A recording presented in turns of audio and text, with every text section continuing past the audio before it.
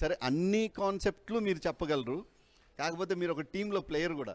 Sir Rambabu గారు, నేను ఎన్నో మ్యాచ్లకి నేను కామెంటరీ చెప్పిన మ్యాచ్లు చూశాను. నేను ఆయన బెస్ట్ బౌలర్ కూడా ఆయనే అవార్డు తీసుకున్నాడు, మ్యాన్ ఆఫ్ ది మ్యాచ్ తీసుకున్నాడు, బ్యాటింగ్ చేస్తే బెస్ట్ బ్యాట్స్మెన్ తీసుకున్నాడు.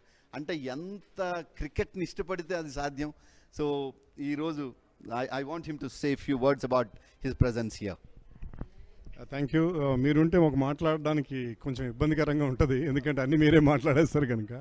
సో ఎనీవే, మేము ఎలైట్ క్రికెట్ లీగు పెట్టే ముఖ్య కారణం మా చామల ఫౌండేషన్ ఉదయ్ చంద్రారెడ్డి. తను వచ్చి ఈ డిస్కషన్ చేయడం జరిగింది.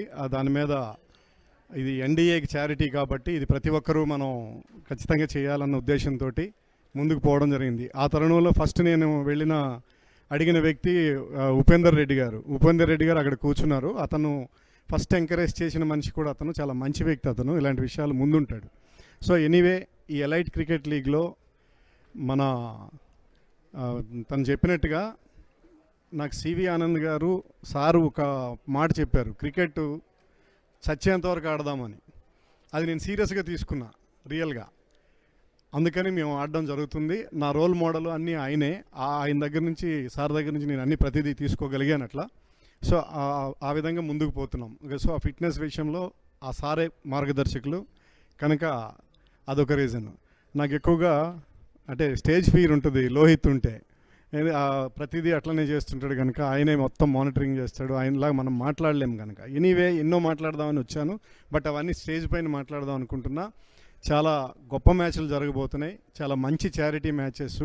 యూత్ అంతా ఆ రోజు 9th 10th అక్టోబర్ ముందుకొచ్చి ఈ కార్యక్రమం charity for army, charity for floods, ఇలాంటి మంచి కార్యక్రమాల్లో భాగస్వాములు అయితే చాలా బాగుంటుంది. మనం ఖచ్చితంగా మన కంట్రీ కోసం మనం ఎంకరేజ్ చేయడానికి ముందుకెళ్దాం. దేశభక్తి అనేది మన దాంట్లో కనపడాలనే భరత్ గారికి, జీ తెలుగు న్యూస్ కానీ, వాళ్ళు మా అభినవ్ గారు కానీ, నేను చెప్పిన వెంటనే వాళ్ళందరూ యాక్సెప్ట్ చేసి, నేను ఉదయ్ చంద్రారెడ్డి గారు చెప్పిన వెంటనే ముందుకు రావడం. తర్వాత టాలీవుడ్ నేను ఎప్పుడు మ్యాచ్లు చేసినా, ఏ కార్యక్రమం చేసినా శ్రీకాంత్ కానీ, తరుణ్ కానీ వీళ్ళంతా ముందుంటారు. సో అలాంటి సిచ్యువేషన్లో వాళ్ళు పార్టిసిపేట్ చేయడం, ఇవన్నీ గొప్ప విషయాలు. సో ఇది చాలా గొప్ప, ఐపీఎల్కి ధీటుగా ఉంటుంది. చాలా మంచి మ్యాచ్లు జరగబోతున్నాయి.